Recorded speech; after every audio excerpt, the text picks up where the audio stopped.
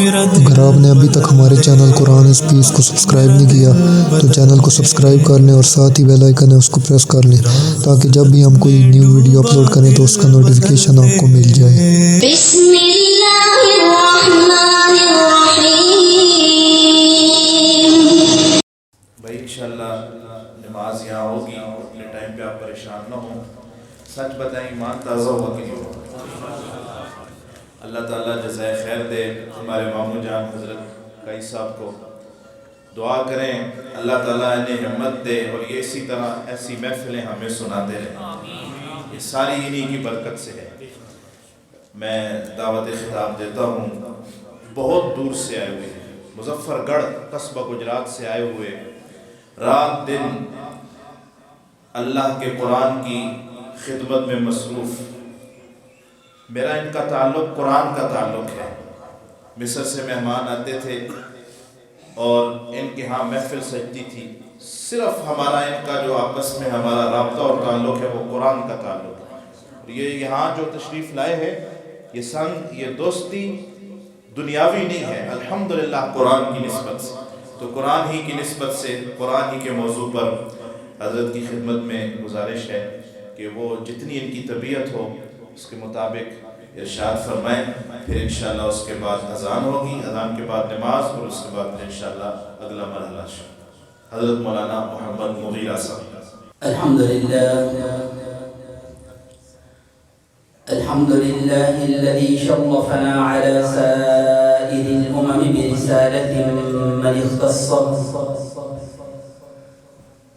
برسالة من اختصه من بين الأنام بجوامع الكلم وجواهر الحكم، صلى الله تعالى عليه وعلى آله وأصحابه وبارك وسلم ما نطق اللسان بمدحه ونسق القلم.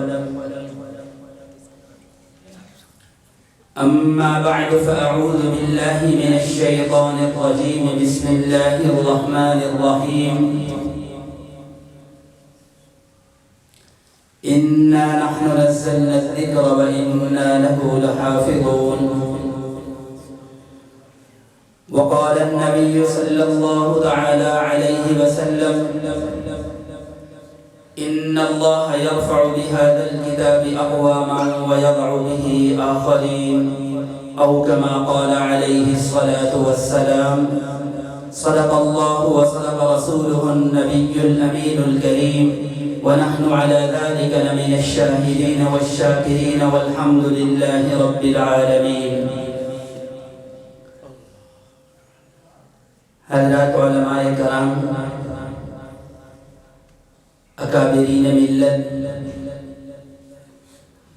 اور سامعین حضرات، برادر محترم پروفیسر مولانا مسعود الحسن نے جو کچھ میں گناہگار کے بندے میں کے بارے میں جو کچھ انہوں نے فرمایا، یہ ان کا حسن ظن تھا۔ بحیثیت طالب علم کے اتنی بڑی شخصیات کی موجودگی میں اپنا سبق سنانے کے لیے چند باتیں عرض کرنی ہیں۔ حضرات اکابر اور شیوخ سے گزارش کروں گا کہ قابل اصلاح بات کی اصلاح فرما دیں گے۔ قرآن کی مجلس ہے، آپ ماشاءاللہ قرآن کریم سن کر کے اپنے ایمان کو تازہ فرما رہے ہیں۔ ابھی جب تلاوت ہو رہی تھی تو آپ یقین کریں کہ ایسا محسوس ہو رہا تھا کہ قرآن کریم کے پڑھنے پر اللہ کی رحمت نازل ہو رہی ہے۔ یہ تو آج ایک ادنا سا امتی تلاوت کر رہا تھا، جب صاحب قرآن خود قرآن پڑھتے ہوں گے تو کیا ماحول ہوتا ہوگا۔ بہت ہی عظمت والی کتاب ہے۔ ہمارے مدارس میں ایک کتاب پڑھائی جاتی ہے بیضاوی شریف، اس کے اندر ایک حدیث نقل کی گئی ہے کہ اگر کسی بستی پر اللہ کا عذاب تل چکا ہو، نافرمانیوں کی وجہ سے بستی والوں پر اللہ رب العزت کا عذاب تل چکا ہو، تو اس بستی کا کوئی معصوم بچہ صرف سورۃ فاتحہ کی تلاوت کر لے تو اللہ رب العزت اس سورۃ فاتحہ کی برکت سے 40 سال تک اس بستی سے عذاب کو ہٹا دیتے ہیں. اتنی برکتوں والی کتاب. اور جن لوگوں کا تعلق اللہ کے ساتھ اور اللہ کی اس کتاب کے ساتھ مضبوط ہوتا ہے تو ان کو اس وقت تک چین نہیں آتا جب تک اس قرآن کریم کی تلاوت نہیں کرتے. اور جو اللہ کے نیک بندے ہوتے ہیں ان کو تو سکون ہی اس کی تلاوت میں آتا ہے. کتابوں کے اندر لکھا ملتا ہے حیثیت طالب علم کی میری ناقص معلومات کے مطابق 4 شخصیتیں ایسی گزری ہیں جنہوں نے ایک رکعت کے اندر پورا قرآن کریم تلاوت کیا ہے. ایک رکعت کے اندر، یعنی ان کی محبت کا اندازہ لگائیں آپ کہ قرآن کریم کے ساتھ کیا ان کا تعلق تھا اور کتنی ان کو محبت تھی. ان میں سے 2 صحابی رسول ہیں اور 2 تابعی ہیں. صحابی رسول میں ایک حضرت عثمان غنی رضی اللہ تعالی عنہ بیت اللہ تشریف لائے تو بیت اللہ کو الوداع کہہ کر کے جا رہے تھے. غلام سے کہا کہ یہ جوتا سنبھالو، میں 2 رکعت نفل پڑھ کر کے ابھی واپس آتا ہوں. تو حضرت نے نماز شروع کی تو وہ نماز میری اور آپ جیسی نماز نہیں تھی. وہ جب نماز پڑھتے تھے تو دنیا سے ان کا تعلق ختم ہو جاتا تھا، اللہ سے ان کا تعلق قائم ہو جاتا تھا. اللہ ایسی نماز ہمیں نصیب فرما دے. تو انہوں نے نماز شروع کی. سورۃ فاتحہ کے بعد انا اعطینا یا قل هو اللہ احد ہم جیسے نہیں تھے وہ، انہوں نے الف لام میم ذالک الکتاب لا ریب فیہ سے تلاوت شروع فرمائی اور والناس پہ جا کر کے رکوع کیا. کہنا بڑا آسان ہے، کرنا بہت مشکل. تو ایک رکعت میں پورا قرآن کریم تلاوت فرمایا. 2 رکعت پڑھ کر کے جب باہر گئے تو غلام بڑا پریشان کہنے لگا کہ حضرت آپ 2 رکعت کا کہہ کے گئے تھے اور آپ نے تو ساری رات لگا دی، میں انتظار میں تھک گیا. آپ نے فرمایا 2 رکعت ہی پڑھی ہیں، اس سے زیادہ کچھ نہیں پڑھا. یہ قرآن کریم کی محبت تھی. اور دوسرے حضرت تمیم داری رضی اللہ تعالیٰ عنہ، انہوں نے بھی 1 رکعت کے اندر پورا قرآن کریم تلاوت فرمایا. اور تابعین میں حضرت امام اعظم ابو حنیفہ رحمۃ اللہ علیہ، انہوں نے بھی 1 رکعت کے اندر پورا قرآن کریم تلاوت فرمایا. اور دوسرے تابعی حضرت سعید ہیں. یہ قرآن کریم کا تعلق عرض کر رہا ہوں. حدیث کی مستند کتاب صحیح مسلم شریف، اس کے راوی ہیں غالباً علی بن حسن اور ان کے ایک بھائی چھوٹے ہیں صالح بن حسن. یہ 2 بھائی اور ایک بوڑھی ماں، گھر میں 3 افراد رہتے تھے. تو بوڑھی ماں نے کہا کہ بیٹو تم دونوں قرآن کریم کے قاری ہو اور میں بھی قرآن کریم کی قاریہ ہوں، تو اس طرح ترتیب کیوں نہ بنا لیں کہ ہم ساری رات قرآن کریم کی تلاوت کرتے رہیں. اس کی ترتیب اس طرح بنا لیتے ہیں کہ پہلے 10 سپارے کی تلاوت میں کر لیا کروں گی، آپ آرام کر لینا. پھر جب میرے 10 سپارے ختم ہوں گے تو صالح بن حسن اٹھے گا، وہ تلاوت کرے گا 10 سپاروں کی، درمیان والے 10 سپاروں کی. جب اس کی تلاوت ختم ہوگی وہ سو جائے گا تو پھر علی بن حسن آخری 10 سپاروں کی تلاوت کرے گا. یہ ترتیب شروع ہو گئی. اب آپ اندازہ لگائیں میرے بھائیوں کہ جس گھر میں روزانہ پورے قرآن کریم کی تلاوت ہو رہی ہے اس گھر میں برکتیں کتنی آئیں گی.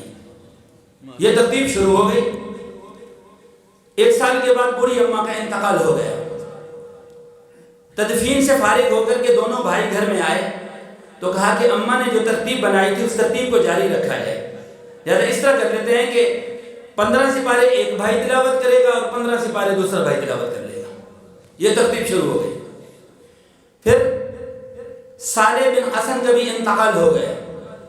علی بن حسن کہتے ہیں کہ میں ساری رات پورا قرآن کریم تلاوت اکیلے کیا کرتا تھا. ان کے گھر کی ایک لونڈی ہے نوکرانی، جس کو ہم آیا بولتے ہیں، ماسی بولتے ہیں. جب گھر کا ماحول ایسا ہوگا تو اس گھر میں آنے والے افراد ان کا تعلق ایسا ہوگا. انہوں نے اس کو بیچ دیا. حضرات علماء موجود ہیں. غلام اور لونڈی کا بیچنا شرعاً جائز ہے. اس کو بیچ دیا. اب یہ لونڈی جب اگلے گھر پہنچی تو وہاں پر معمول ان کا یہ تھا کہ وہ عشاء کی نماز پڑھ کر کے سو جاتے تھے. اور پچھلے گھر جہاں سے آئی تھی وہاں معمول یہ تھا کہ ساری رات قرآن کریم کی تلاوت ہوتی تھی. تو اب اس نے نوافل شروع کیے، قرآن کریم کی تلاوت شروع کی تو دل نہیں لگ رہا کہ سارے سوئے ہوئے ہیں. تو اس نے آدھی رات کے بعد دروازے کھٹکھٹانا شروع کرے، اٹھو نماز پڑھو، اٹھو نماز پڑھو. تو ایک بابا جی نے ایسے باہر سر نکال کر کے کہا کہ اطلع الفجر، کیا فجر کی نماز کا ٹائم ہو گیا ہے، تو جو اٹھا رہی ہے؟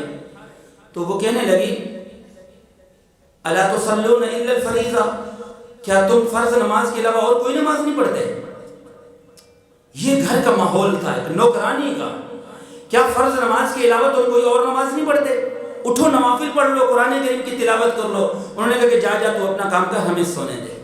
صبح ہو گئی تو یہ بیچاری لونڈی روتی ہوئی پچھلے گھر واپس آئی کہ خدا کے لیے پیسے ان کو واپس کر دو اور مجھے اپنے گھر میں بلا لو. لا یصلون الا الفریضہ، وہ تو فرض نماز کے علاوہ کوئی نماز ہی نہیں پڑھتے. بھائیو، فرض تو پڑھتے تھے، آج ہمارے گھروں کا کیا حال ہو گیا ہے.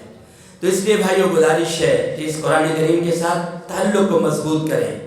جتنی قرآن کریم کے ساتھ تعلق مضبوط ہوگا، تلاوت زیادہ ہوگی، گھر میں برکتوں کا نزول ہوگا. آخری واقعہ عرض کر کے بات ختم کرتا ہوں. میں عرض کر رہا تھا کہ قرآن کریم کے ساتھ جن کا تعلق ہوتا ہے ان کو سکون نہیں آتا. حضرت فاطمہ الزہرا رضی اللہ تعالیٰ عنہ کے بارے میں آتا ہے کہ عشاء کی نماز پڑھ کے اسی وضو کے ساتھ حسنین کریمین کو دودھ پلا کر کے سلا دیتی تھی، چکی چلا کر کے آٹا نکال لیتی تھی، دنیا کے کام ختم. پھر حضرت فاطمہ الزہرا ہوتی اور مصلی ہوتا، رات اکٹھے گزارتی تھی. عشاء کے بعد تہجد شروع ہو گئی، 2 رکعت کی نیت باندھی، اللہ اکبر کہہ کر کے نماز تہجد کی شروع. سورۃ فاتحہ کے بعد الف لام میم ذالک الکتاب لا ریب فیہ سے تلاوت شروع. سورۃ بقرہ 2 رکوع کم 2.5 سپارے کی سورت ہے. سورۃ بقرہ ختم ہو گئی، رکوع نہیں کیا، آل عمران کو شروع کر دیا. آل عمران ختم ہوئی، رکوع نہیں کرتا، سورۃ نساء کو شروع کر دیا، سورۃ مائدہ کو شروع کر دیا، پڑھتی جا رہی ہیں. تو مسجد نبوی سے حضرت بلال تہجد کی آذان کے لیے آواز بلند کرتے، اللہ اکبر اللہ اکبر. حضرت فاطمہ الزہرا رضی اللہ تعالیٰ عنہ کے کانوں میں آذان کی آواز پہنچتی تو رکوع کرتی، سجدہ کر کے دوسری رکعت مختصر کر کے جب سلام پھیرتی تو آسمان کی طرف نظر اٹھا کر کے اللہ کی ذات عالی سے شکوہ کرتی کہ پروردگار عالم، تیری سردی کی راتیں اتنا چھوٹی ہو گئی کہ فاطمہ الزہرا کی 2 رکعتیں بھی پوری نہیں ہوتی. آج ہم کہتے ہیں کہ اتنی چھوٹی راتیں ہو گئی، نیند پوری نہیں ہوتی. ان کی 2 رکعتیں نہیں ہوتی تھی پوری، تلاوت اتنی کیا کرتے تھے.